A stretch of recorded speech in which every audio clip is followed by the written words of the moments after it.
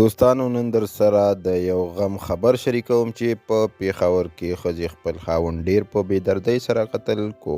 دوستانو دغه واقعه څو ورځې مخکې په پیښور کې رامخې ته شوې ده چې یوې ښځې خپل خاوند قتل کړی دی. له دغې ټول معلومات نه مو خبروم. ویډیو را سره تر اخره پورې وګورئ چې له ټولو معلوماتو نه خبر شئ. کوم ملګري چې زموږ په چینل کې نوي دي او زموږ چینل یې نه سبسکرایب کړی نو مهرباني وکړئ زموږ چینل در سره سبسکرایب کړئ او خوا کې ورسره د ټلۍ نشان وهئ چې داسې معلوماتي ویډیوګانې درته په اسانه در ورسي. سلامونه دوستانو. ښځې خپل خاوند قتل کو. دوستانو که تاسو وګورئ دغسې واقعګانې نن سبا ډېرې رامخې ته کیږي چې پکې اکثر ښځې خاوندان قتل کوي او یا هم خاوند خپلې ښځې قتل کوي. نو له دې اصل وجه څه کیدی شي؟ یا خو اکثر ډېرې ښځې له واده نه بعد د خپلو یارانو سره میلاو وي او چې کله هم ورته څه داسې موقع میلاو شي نو د یار سره به په موبایل خبرې کوي او تر دې پورې چې خپل کور ته یې هم راولي. نو دغه نننۍ واقعه هم دغسې شوې ده چې د ښځې 2 میاشتې د واده شوې وي او خاوند به یې د شپې د نوکرۍ لاتلو او د ښځې نه یې د بل سړي سره یارانه وه. نو یوه شپه یې خاوند د خپل ډیوټۍ ته لاړو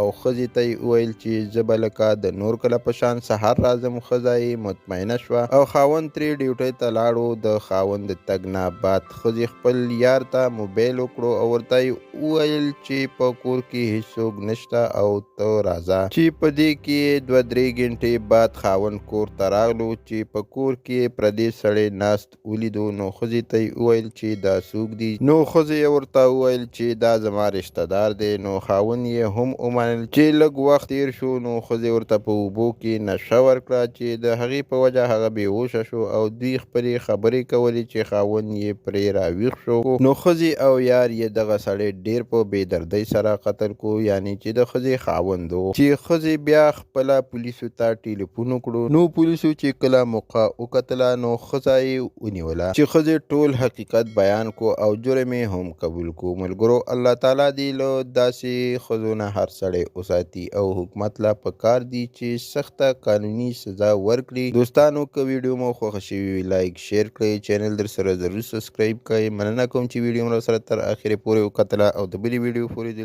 الله پامان.